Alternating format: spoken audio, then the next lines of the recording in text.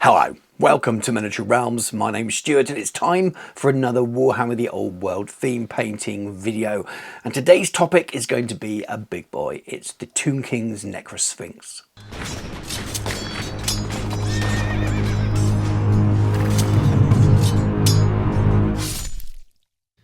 Miniature Realms is proudly sponsored by Counter-Attack Bases. They stock a wide range of counters, gaming aids and movement trays for multiple game systems and offer custom items to suit your club or even your podcast or YouTube channel. Check out the link in the video description. Now this isn't my miniature, it's part of a commission that I've been working on, but sometimes they create fantastic videos as well. And I really thought it would be fun to not only share how to paint a big miniature. Again, I've painted dragons and things recently, but this shows you lots of wonderful goals, which I've covered a little bit before, but I haven't really covered the marble effect, that kind of spectral blue that we see on the studio paint job, and I thought it'd be fun to share how I go about it. So here's the studio paint job, and it's got a kind of swirling vortex stroke water stroke marble effect, and I want to try and achieve something akin to that.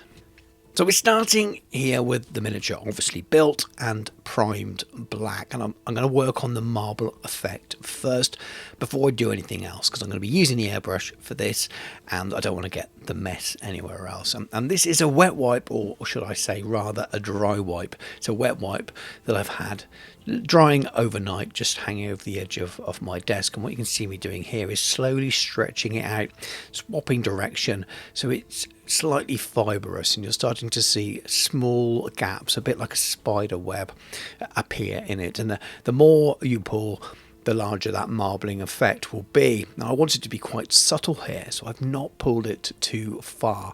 I don't want lots of the black showing through. I want lots of small white areas when I spray with the airbrush now. So this is a little bit of AK Intense White. You can use any white that you're happy with for your airbrush, really. A little bit of thinner in there as well, probably 2 parts thinner to 1 part paint, and I'm just spraying it over the dry wipe, and then as I pull it away, the paint has gone through where I've made those holes in the dry wipe and left a really funny pattern, and that's your marbling effect. And I'm just replacing it on the miniature and adding more and more. Now you do want to wait for it to dry each time, and don't reapply a wet part of the dry wipe with paint on it over an area you've already done, otherwise it will stick, it will smudge, and you can make a right mess. Now, this miniature is quite tricky to do this on. There's loads of tutorials of how to do this online, a lot of it on bases where you've got a flat surface and you can pull that wet wipe or dry wipe really tight, but it's just not that easy always to do that on a miniature of this size. I kept having to move it, reposition it, playing around until I could cover enough areas. Because of that, there are lots of parts that are hard to reach. So I've got a sponging tool here from Knott's Hobbies, a little bit of white sponge, but also some more dry wet wipe. And I've cut myself a small corner off. I've stretched it slightly, so I've got that fibrous effect. What I'm doing here is stretching it over a little cube of that sponge, and then I'm going to attach it to my chipping tool.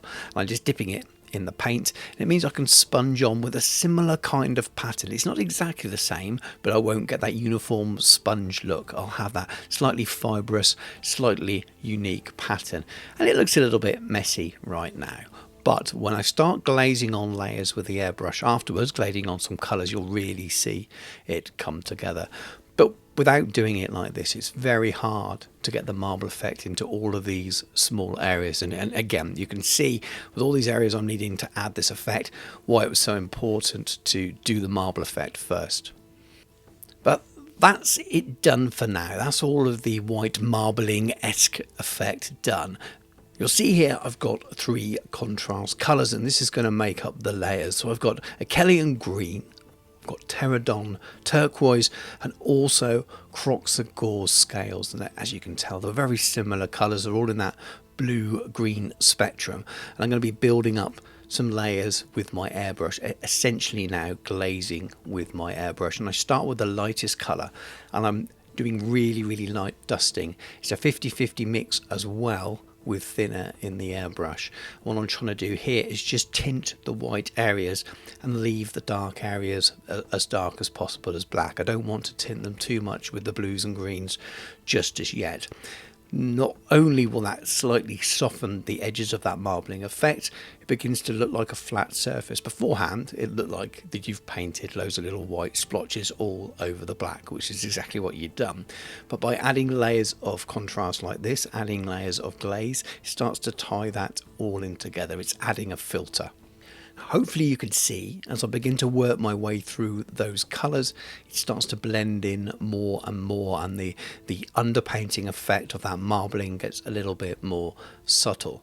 And after that first layer, rather than going over the top of the white areas or the previously white areas, I'm focusing more from the dark areas, so starting in the shadows, reinforcing them and blending out towards the light areas. I'm quite happy with the very, very top highlights, so I'm now trying to make the darkest area and the brightest area a little bit smoother in that transition. Like I said, starting in those shadows areas, in the crevices, being quite gentle with the airbrush, focusing underneath the miniature a little bit more and gently blending up. I've got the PSI about 20 on my airbrush, but it really does vary depending on your setup. And I'm just trying to be really, really careful, short strokes, short bursts of air, just adding a little bit of colour into the shadows and building up towards those lighter areas. As I get towards that final layer and the darker colour, I think you can really start to see it come together. It does look a little flat at the moment. It's because it's quite matte, and I'm going to adjust that in the next stage. But the overall effect is there. I've got that marbling effect that's now tinted that bluey green colour, and it's blended in nicely with all of the shadows and all of the structures of the body, the musculature, and I think it's starting to come together. It's definitely what I had in mind as I started to paint. So next up, still with the airbrush, and I've grabbed some gloss varnish and I've added a little bit of thinner to make it a bit smoother, and I'm giving it a coat all over the areas that we just worked on. Two reasons. One, to protect it, because lots of thin layers of contrast paint can rub off. They're not as strong in pigment and not as strong as regular paints, but more because I actually want it to have a slightly glossy finish. I want it to look ethereal, and this will help. Also, with it being marble-ish effect, while this isn't marble, the gloss effect helps as well. And again, it adds another filter effect to it and ties it all together and makes it sort of stand out and pop even more.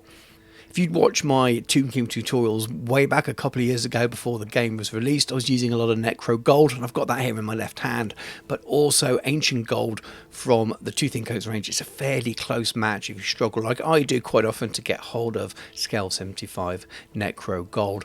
I've got it on the wet palette here, and I'm actually sponging this on. Now, for such large areas of gold, which is pretty much the rest of the miniature, I'd love to airbrush this without getting it all over all that nice marbling effect that I've just done. It's a lot easier to go in with your hand and hand paint it. Now that can also leave a lot of streaks and things, so I'm using this sponging effect here, and I'm using quite a dense sponge, the white sponge that you can get from Knott's Hobbies, which is something akin, I believe, to the thicker makeup sponges you can pick up as well. So if you don't want to buy this kit, there is a link in the video description. You can pick up some makeup sponges, and it gives you a really nice even effect, and you can build up the intensity as you go. Now, very obviously, I couldn't get to all of the areas with the sponge, even though it's a cube and it's got quite flat edges, which gives you quite a lot of control, really. You can go up towards some straight edges and make sure you don't go over the edge and get it onto the bluer areas. I'm also using the hairy brush as well, just to go around some of the lips and the edges and just touch up. But it's definitely saved a lot of time going in with that sponging tool as a way of covering a large area of the miniature and getting a nice, clean, flat surface and finish. So next up is the highlight, and this is Elven Gold, and this is from Scale 75, but you can use any colour to go with your ambush yellow. There's plenty in their own spectrum of colours here, but I just really love this. It's still quite a cold gold, desaturated as well. It's not as warm as some of the more orangey tone golds you can have, and I quite like that for Tomb Kings. I think it works really well with the sandy kind of colours, really well with the blues in the scheme that I use and I'm using for my client. But I'm just, again, sponging this on and focusing First of all, where the light would catch on the shiny golden. You've got quite a shiny metallic paint, so if you look where the light is really catching, obviously it changes as you move the miniature. If you look where the light really is catching and focus there first and then blend out towards the other areas, by using this sponge you can do a little bit of blending. You can leave a little bit of that darker ancient gold colour into the recesses, and you already start to add layers and add some depth and some textures to your miniature. Now, just as before, that sponging tool is only good so far, so I've also got a dry brush out here and I'm just using it to pick out some of the edges of some of the slightly smaller areas so that I can add a little bit of depth, keep a bit of that darker tone in there and give that gold a real sort of natural shiny look. And where there are really small bits of detail is your regular brush. I think this is a size 1 at the moment, just adding a little bit of detail, a little bit of highlight into those small seams that are there where the rib cage would be. Now I think it's looking pretty cool already. That gold is looking really vibrant and the blues are looking really striking as well. This is just silver. You can use any silver you want here, and you don't want very much at all. I'm rubbing nearly all of it off on my dry palette. I've got quite a large brush here and I'm really just trying to catch some of the top edges just where that gold would reflect the most, so it's almost white where the light is shining. It just helps to pick out a little bit of the detail as well. You don't want to do too much because you take all the vibrancy out of it. You just want enough to really catch those details, and we're going to do a lot more to this. We're going to add some washes and things, but this is just a nice first stage because you can always go back and adjust it later if you just go a little bit too heavy at any point. Now I'm just using a little bit of black here to go back to black. It's something a lot of painters do just to cover in an area where you want to change the colour completely. Because I've been using metallics, and metallics are sometimes a little bit harder to paint over, I'm just covering a little bit of details like that. There's a few little sections on this miniature where there's a wrapped bone inlaid or inset in one of the armoured areas that's painted like bone and like wrappings on there. So I thought the best thing to do was to take them completely back to black in that area so that it's easier to paint them afterwards. So I'm sticking with contrast for a bit, and this is Blood Angels Red and Necrosphinx Green. And there's lots of little details on the Tomb King's range. Quite often you've got all these triangle patterns, and they're very often red and bluey greens, and that's the colour scheme I've been using again for the other miniatures I've painted way back on the channel ages before, my own scheme and my client's army. And normally I'd go in and actually paint those with flat colours or over a Zenithal miniature, but I'm actually painting these straight over the metallic paint, and I'm doing that deliberately because I want the areas of coloured armour here to almost look like they're lacquered metallic, because these are massive metal areas on a construct. I can't imagine them being a fabric or something like that at this point. They're huge, so I like the idea that there's some kind of lacquered metallic or something like that. I'm still going to go and then highlight them and shine them a little bit by glossing them, but I just want there to be that metallic undertone to them. So by using a contrast paint instead of a regular paint to paint over them, you just got a little bit of metallic shining through, and I quite like the effect. So I'm just brushing on a little bit of gloss varnish here, just over the areas I've just added with the Blood Angels and the Necrosphinx Green contrast paints. They would wear off quite quickly, especially over something strong underneath like a metallic paint. So it just protects them slightly, but also adds that effect I wanted. And now I'm using a little bit of ready mixed oil paint. This is grease, but any sepia coloured wash would do. If you're using a standard wash, you want to make sure you wipe it off those surfaces straight away. I'm using an oil wash here, which means even when it's surface dry, I can wipe it away and buff it off afterwards. And I'm covering all of the metallic areas here, including those areas that I've just painted in red and green as well. Now this ready mixed oil wash, it's got a very sepia brown tone, so it's really, really nice with gold. It's nice with all metallics, and it's definitely my go-to at the moment. It has been for ages in terms of colouring, mostly because it's quite subtle, but it just runs nicely into all the recesses, giving you some shading, a bit like a pin wash, but also tints and tones your metallics really nicely as well. Makes them look a little bit more realistic, a little bit more weathered when it dries.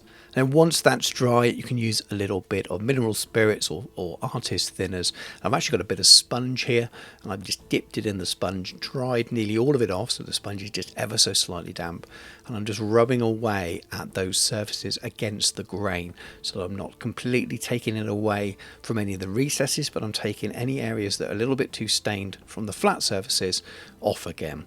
You can just see on the edge of the sponge occasionally when I turn it around there's a slight staining to it. It just brings all that vibrance back but leaves all those recesses full of that oil paint, and it just looks fantastic. This is Demon Red, and it's time to do a little bit of highlighting on all those triangles. This is quite a laborious task, as you can imagine. I'm not always hitting all three sides, sometimes just two, depending where the light is, and it's just simple red lines picking out those triangles, making them pop and stand out a little bit more, because otherwise they just look a little bit too dull. I want the metallic feel to them, but I want them to look like they're lacquered, not just a very, very faint hint of a red colour, as so to speak. So it's working my way around the whole miniature, doing these little lines. I can tidy them up with the contrast paints again if I need to, and I had to do that a couple of times, but it's once you've worked your way around and done it, it's well worth it. It's a little bit of antiquity green here, all from the Two Thin Coats range. And I should say, if you're a user of Citadel paints, check out the conversion charts, because most of the Two Thin Coats range can be converted to Citadel really, really easily. But again, I've just gone around and picked out all those triangles in the blue as well. And then what you can also see me doing here, there's still a little bit of gold paint on my wet palette. I'm just going in and starting to highlight the gold areas as well. So we've had all those oil washes, we've wiped them away, we've touched up all the red and green areas, and now I'm going back and really accentuating the edges of some golden armor panels with that elven gold, just to make it pop and stand out, and just give it the extra love that a miniature of this size and cost really, really deserves. Now I'm going back to those areas that I went back to black with, and we've got some wraps there, some bandages, and I quite like the idea of blackened dark wraps or bandages on bones, especially as the bones are cream or bone coloured. So I'm just using a little bit of Dungeon Stone Grey here, just for some very, very simple highlights on those crisscrossed wraps. And this is Dragon Fang, Skeleton Legion and the Vampire Fang, a lovely little bone coloured triad which I'm going to be using on, funnily enough, all of the bone areas. Now I could have just gone white here and used Skeleton Horde, but again I wanted to make it look a little bit neater, a little bit more special, so I'm just doing simple layering, highlighting, and working my way through the spectrum of those three colours, adding highlights at the top, leaving the previous colours showing between. And there's these little patches all the way around the miniature. To do this, I'm only showing you examples in the one area, but by the time we get to the white areas, it's really starting to pop and look pretty cool. Then I really wanted to make that top white pop, so I decided to reach for some Trooper white as well, and just add a few little dots and really, really make it stand out. There's this cool kind of scorpion's tail stinger at the back, and I really wanted to paint the bulbous eye looking thing as a kind of a bit of a shiny globe. So I'm doing that kind of lens flare effect, that kind of gem effect, starting with a strong line of white and then feathering it out slightly. Then afterwards I just go back and blend in a little bit of that Dungeon Stone Grey until it feathers out back to black again. While that's drying, I can return to some Skeleton Horde and just add a little bit into the recesses of those bone areas, thin slightly, just to add as a little bit of a glaze to blend all those four colours they ended up using on those little bone areas. And that's given time for the white and the grey on the stinger to dry, and I can go in with some contrast warp lightning and just again glaze that over a couple of nice thin layers, and you get that lovely transition showing through from the grey through to white and the black, so you've got this really nice shiny effect on there. And then after that I can hit that again with some gloss varnish just to give it a real shiny kind of look, and I think it looks pretty mean with it like that. And again I will just add a little bit back to the areas of the triangles, those red and greeny blue triangle areas, a little bit of a thin layer of gloss varnish just to give it that effect that I was working on. Now we've highlighted, it looks a little bit matte in places, as you can imagine, because we're using regular paints. So a nice thin coat of the gloss ties that all back in with the effect I was working for. Now, off camera, I did add a little bit more of the grease ready mixed oil wash back to those areas just to give it a bit of a shade. And I'm just using this cotton bud here just to take that back off the surface, and it really just blends that in with the rest of the metallics now, giving it that kind of lacquered metallic that I was after. Now, I'm not showing you any of the basing in this video. I'm just holding up to the camera some of the things I've used. So a sand basing mix, some thin skeleton horde, and then 3 different pigments, dry pigments that I've just brushed on to the base afterwards, and it sits there in all of the detail.